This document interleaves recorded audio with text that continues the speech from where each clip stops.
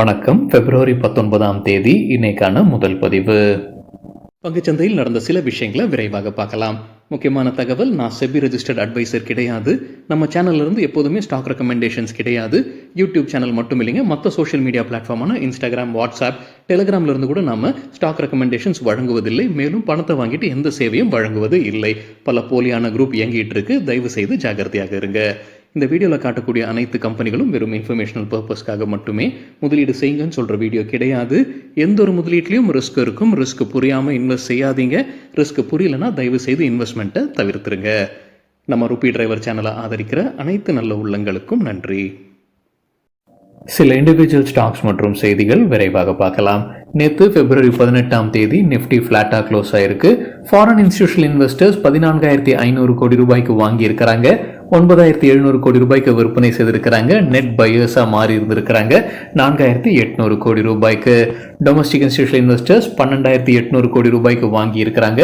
9,700 கோடி ரூபாய்க்கு விற்பனை செய்திருக்கிறாங்க. அவங்களும் நெட் பையர்ஸாக இருந்திருக்கிறாங்க நேற்று 3,000 கோடி ரூபாய்க்கு. எக்ஸாவர் டெக்னாலஜிஸ் ஐபிஓ முடிஞ்சு இன்னைக்கு லிஸ்டாக இருப்பதாக சிஎன்பிசி டிவி 18 தகவல் கொடுத்திருக்கிறாங்க. கிரே மார்க்கெட்ல பிரீமியம் 0 ரூபாயாக இருந்துகிட்டு இருக்கு. கிரே மார்க்கெட்னா என்ன, கிரே மார்க்கெட் பிரீமியம்னா என்ன அப்படின்னு நம்ம வேறொரு வீடியோல டீட்டெயில்டா பேசியிருக்கோம். அந்த வீடியோட லிங்க் இந்த வீடியோட டிஸ்கிரிப்ஷன்ல இருக்கு. டெஸ்லா அவங்களுடைய சேல்ஸை இந்தியாவில் துவங்க இருக்கிறாங்கன்னு எக்கனாமிக் டைம்ஸில் தகவல் சொல்லியிருக்கிறாங்க. அதற்கான ஏற்பாடுகள் செய்து வருவதாக சொல்லியிருக்கிறாங்க. மும்பை மற்றும் டெல்லியில் அவங்களுடைய ஷோரூம் இடத்தை இப்போ தேர்ந்தெடுத்திருப்பதாக எக்கனாமிக் டைம்ஸில் அப்டேட் கொடுத்திருக்கிறாங்க. போன வாரம் தான் பாரத பிரதமர் நரேந்திர மோடி டெஸ்லாவுடைய ஓனரை சந்திச்சு பேசியிருக்கிறாரு யூஎஸ்ஏல. அதற்கு பிறகு இந்த வேலைகள் விரைவாக நடக்குதுன்னு எக்கனாமிக் டைம்ஸில் அப்டேட் கொடுத்திருக்கிறாங்க. ரிலையன்ஸ் கன்சியூமர் ப்ராடக்ட்ஸ் அவங்களுடைய கேம்பா ப்ராடக்டை யூஏஇல அறிமுகம் செய்திருக்கிறாங்க. எக்கனாமிக் டைம்ஸ்லேருந்து கிடைத்த தகவல். பெப்சி மற்றும் கோக்குக்கு போட்டியாக பிரபல பெயிண்ட் கம்பெனிகளான ஏஷியன் பெயிண்ட்ஸ், பர்ஜர் பெயிண்ட்ஸ் மற்றும் ஆக்ஸோன் நோபல் அவங்களுடைய காஸ்ட் கட்டிங்ல ஈடுபட்டு இருக்காங்கன்னு மணி கண்ட்ரோல்ல தகவல் கொடுத்திருக்கிறாங்க. மார்ஜின்ஸை பாதுகாப்பதற்காக அவங்களுடைய செலவை அவங்க கட்டுப்படுத்திக்கிட்டு இருக்கிறாங்க. அதை ரீஸ்ட்ரக்சரிங் செய்துட்டு இருக்கிறாங்கன்னு மணி கண்ட்ரோல்ல அப்டேட் கொடுத்திருக்கிறாங்க. டிவிஎஸ் மோட்டார் கம்பெனி அவங்களுடைய புது வாகனத்தை அறிமுகம் செய்திருக்கிறாங்க. டிவிஎஸ் ரானின் அதோடைய துவக்க விலை 1.59 லட்சம் ரூபாய். பிஹெச்இஎல் தரப்புல அப்டேட் இருக்கு. டியூகன் டெக்னாலஜிஸ் யூஎஸ்ஏவை சார்ந்த நிறுவனம் அவங்க மீது வழக்கு பதிவு செய்திருக்கிறாங்க. இந்தியன் கவுன்சில் ஆஃப் ஆர்பிட்ரேஷன்ல கிட்டத்தட்ட 3.78 கோடி ரூபாய் அதற்கு மேல பெனால்ட்டியும் கேட்டு அவங்க வழக்கு தொடர்ந்திருக்கிறாங்க. இதை எதிர்கொள்வோம்னு பிஹெச்இஎல் தரப்புல அப்டேட் கொடுத்திருக்கிறாங்க. மேகலானிக் கிளவுட் கிட்ட ஸ்டாக் எக்ஸ்சேஞ்ச் விளக்கம் கேட்டிருக்கிறாங்க. பத்திரிகையில் வந்து ஒரு செய்தி குறித்து. என்ன செய்தி? கம்பெனி 300 கோடி ரூபாய் முதலீடு செய்ய இருக்கிறாங்க. புது கம்பெனியை வாங்க இருக்கிறாங்க. அதே போல அடுத்த 2 ஆண்டுல 3,400 பேரை புதிதாக வேலைக்கு எடுக்க போறாங்கன்னு செய்தி வெளியானது. இதற்கு விளக்கம் கொடுத்திருக்கிறாங்க. ஆமாம், விரிவாக்கம் செய்வது அது உண்மைதான். ஆனா இந்த எண்ணிக்கை வந்து இன்னும் அவங்க தீர்மானிக்கலன்ற அப்டேட் கொடுத்திருக்கிறாங்க மேகலானிக் கிளவுட். மேக்ஸ் ஹெல்த் கேருக்கு யூபிஎஸ் ரேட்டிங்கை அப்கிரேட் பண்ணியிருக்கிறாங்க. நியூட்ரல் இருந்து பையாக உயர்த்தி இருக்கிறாங்க. டார்கெட் பிரைஸும் உயர்த்தி இருக்கிறாங்க. 610 இருந்து 1200 உயர்த்தி இருக்கிறாங்க. நேற்று க்ளோசிங்ல இருந்து ஒப்பிடும்போது 15% அதிகரிப்பதற்கான வாய்ப்பு இருக்கு. கோல்டியம் இன்டர்நேஷனல் தரப்பு அப்டேட் இருக்கு. யூஎஸ்ஏல அவங்களுடைய உற்பத்தி ஆலை அமைப்பது குறித்து யோசிச்சுக்கிட்டு இருப்பதாக அப்டேட் கொடுத்திருக்கிறாங்க. ஜிஎஸ்கே ஃபார்மா தொடர்ந்து 2வது நாள் நேற்று நல்லா பர்ஃபார்ம் பண்ணியிருக்கிறாங்க. 15% அதிகரிச்சிருக்குன்னு மணி கண்ட்ரோல்ல சொல்லியிருக்காங்க. கடந்த 2 நாட்களில் கிட்டத்தட்ட 30% அதிகரிச்சிருக்கு. முக்கிய காரணம் முன்ன அவங்க சொன்ன மாதிரியே Q3 ரிசல்ட் ஸ்ட்ராங்கா இருந்திருக்குன்னு சொல்லியிருக்கிறாங்க மணி கண்ட்ரோல் செய்தியில. ஐசிஐசிஐ பேங்க் குறித்து எக்கனாமிக் டைம்ஸ்ல இருந்து கிடைத்த ஒரு தகவல். ஐசிஐசிஐ புரூடென்ஷியல் அசெட் மேனேஜ்மெண்ட் கம்பெனியில் ஐசிஐசிஐ பேங்க் கூடுதலாக ஸ்டேக் வாங்குவதற்கான வாய்ப்பு இருக்கு.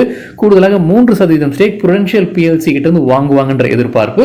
புரூடென்ஷியல் நிறுவனம் வந்து இந்த அசெட் மேனேஜ்மெண்ட் கம்பெனில இருந்து வெளியேறாங்க. ஐபிஓ வந்ததுக்கு அப்புறம் வெளியேறுவாங்கன்ற ஒரு செய்தி நம்ம முன்னே பார்த்திருந்தோம். ஆனால் ஐபிஓ வருவதற்கு முன்னாடியே ஐசிஐசிஐ பேங்க் அவங்களுடைய ஸ்டேக்கை உயர்த்துவதற்கான வாய்ப்பு இருக்கு. புரூடென்ஷியல் கிட்ட இருந்து 3% ஸ்டேக்கை வாங்குவாங்கன்ற எதிர்பார்ப்பு இருக்குன்னு எக்கனாமிக் டைம்ஸ்ல தகவல் கொடுத்திருக்கிறாங்க.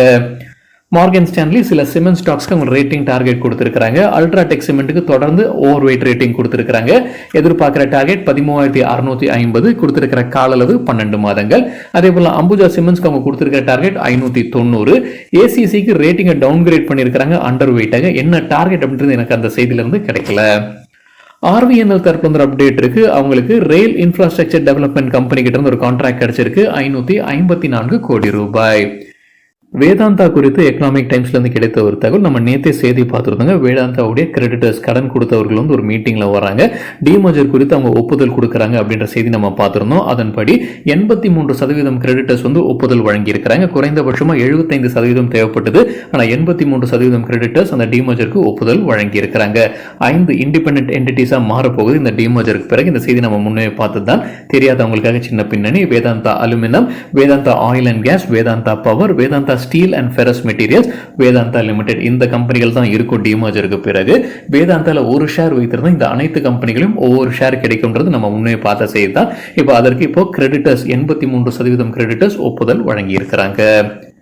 ஜில்லட் இந்தியா நேற்று நல்லா பர்ஃபார்ம் பண்ணியிருந்திருப்பதாக மணி கண்ட்ரோல் வந்து கிடைத்த தகவல். நேற்று இன்ட்ராடேல 16% அதிகரிச்சதுன்னு நினைக்கிறாங்க. அவங்க சொல்லியிருக்கிற முக்கிய காரணம் Q3 ரிசல்ட் தான். Q3 ரிசல்ட் சில தினங்களுக்கு முன்னாடியே அறிவிச்சிருந்திருக்காங்க ஜில்லட் இந்தியா. அதோடைய கண்டினியூஷன் தான் போல தெரியுது. குவார்டர்லி ரிசல்ட் பார்க்கும்போது நெட் ப்ராஃபிட் 126 கோடி ரூபாய், இயர் ஆன் இயர் 21% அதிகரிச்சிருக்கு. ரெவென்யூ 685 கோடி ரூபாய், இயர் ஆன் இயர் 7% அதிகரிச்சிருக்கு.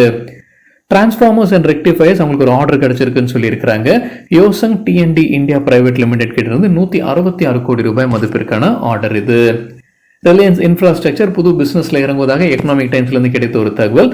ரெனியூவபிள் எனர்ஜி எக்யூப்மெண்ட் மேனுஃபேக்சரிங் பிசினஸ்ல நுழைவதாக அப்டேட் கொடுத்திருக்கிறாங்க. மகாநகர் கேஸ் நேற்று நல்லா பர்ஃபார்ம் பண்ணியிருந்திருப்பதாக CNBC TV8 இருந்து கிடைத்த தகவல். அதுக்கு முக்கிய காரணம் அவங்க சொல்லியிருப்பது, பிரிஹன் மும்பை முனிசிபல் கார்பரேஷன் ஒரு ஆர்டர் பாஸ் பண்ணியிருக்கிறாங்க. குறிப்பா கமர்ஷியல் வெஹிக்கிள்ஸ் எல்லாமே இக்கோ ஃப்ரெண்ட்லி ஃபியூவலுக்கு வந்து ஜூலை 8ஆம் தேதிக்குள்ள மாற வேண்டும்ன்ற இலக்கு வைத்திருக்கிறாங்க. அதுதான் அவங்க கொடுத்திருக்கிற கால அவகாசம். ஸோ ஜூலை 8ஆம் தேதியிலிருந்து இந்த PNG பைப்டு நேச்சுரல் கேஸ் அல்லது கம்ப்ரஸ்ட் நேச்சுரல் கேஸ்க்கு அவங்க மாறியாக வேண்டும். அதனால மகாநகர் கேஸ் போன்ற கம்பெனிகள் பயன்பெறுவாங்கன்னு சொல்லியிருக்கிறாங்க CNBC TV18ல. இன்ஃபோசிஸ் தரப்புல ஒரு அப்டேட் இருக்கு. பெங்களூருல அவங்க GCC குளோபல் கேப்பபிலிட்டி சென்டர் அமைக்கிறாங்க. லுஃப்தான்சாவோட ஒரு பார்ட்னர்ஷிப்ல தான் இதை அமைப்பதாக சொல்லியிருக்கிறாங்க இன்ஃபோசிஸ்.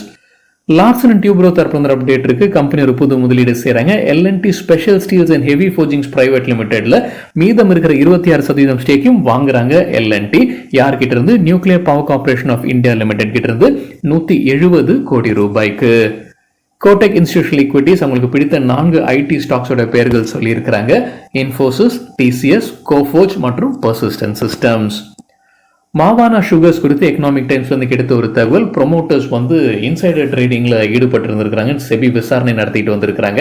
அதுல என்ன சொல்லியிருக்காங்க? 6.17 கோடி ரூபாய் அவங்க முறைகேடா சம்பாதிச்சிருக்கிறாங்க அந்த ப்ரொமோட்டர் இந்த இன்சைடர் ட்ரேடிங் வழியாக. ஸோ அதை அவங்க முடக்கிறாங்க இப்போ செபி. அந்த ப்ரொமோட்டர் இப்போ உயிரோட இல்லைன்னு நினைக்கிறாங்க. அவர் இறந்துட்டார் போல தெரியுது. செப்டம்பர் 2017 மற்றும் பிப்ரவரி 2018 இடையே தான் இந்த இன்சைடர் ட்ரேடிங்ல அவர் ஈடுபட்டு இருந்திருக்கிறாரு. அதற்கு இப்போ செபி வந்து ஒரு தீர்ப்பு வழங்கி இருக்கிறாங்க. 6.17 கோடி ரூபாயை முடக்கி இருக்கிறாங்க. PVR சினிமாஸ் குறித்து CNBC TV18 இருந்து கிடைத்த ஒரு தகவல். ஒரு வழக்கில் அவங்களுக்கு எதிராக தீர்ப்பு வழங்கப்பட்டிருக்கு. பெங்களூருல ஒருத்தர் வந்து கம்பெனி மீது வழக்கு பதிவு செய்திருக்கிறாரு. என்ன குற்றச்சாட்டு அப்படின்னா, அவங்க டிக்கெட்ல வந்து என்ன டைம் போட்டிருக்காங்களோ அந்த டைம்ல திரைப்படத்தை ஆரம்பிக்கல.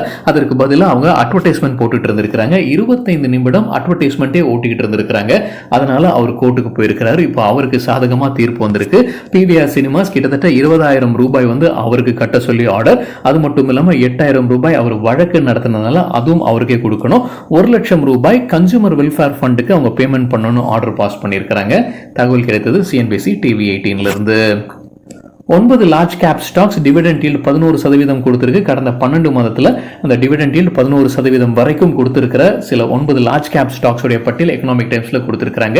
டிவிடெண்ட் ஈல்ட் அப்படின்னா அந்த கடந்த 12 மாதத்துல எவ்வளவு டிவிடெண்ட் கொடுத்திருக்காங்க அதையும் ஷேர் பிரைஸும் டிவைட் பண்ணி கொடுக்கறதா அந்த dividend yield. So dividend yield 11% வரைக்கும் கொடுத்திருக்கிற 9 லார்ஜ் கேப் ஸ்டாக்ஸ் கடந்த 12 மாதத்துல.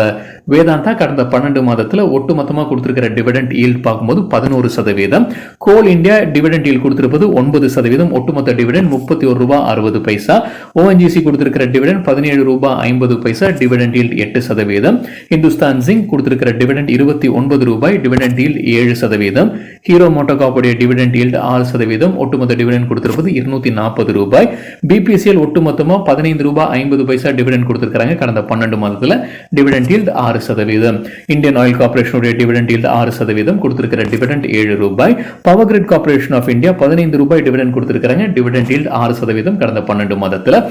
REC கொடுத்திருக்கிற டிவிடெண்ட் 21 ரூபாய் 30 பைசா. Dividend yield 5%. கோடெக் செக்யூரிட்டி சில ஸ்டாக் ரெக்கமெண்டேஷன்ஸ் கொடுத்திருக்காங்க. மணி கண்ட்ரோல்ல இருந்து கிடைத்த டேட்டா. டெக் மஹிந்திராக்கு buy rating target 1780, stop loss 1660. Macrotech developers Lodha company buy rating கொடுத்திருக்காங்க. எதிர்பார்க்கிற டார்கெட் 1250, ஸ்டாப் லாஸ் 1120. ஜொமேட்டோக்கு buy rating target 240, stop loss 212.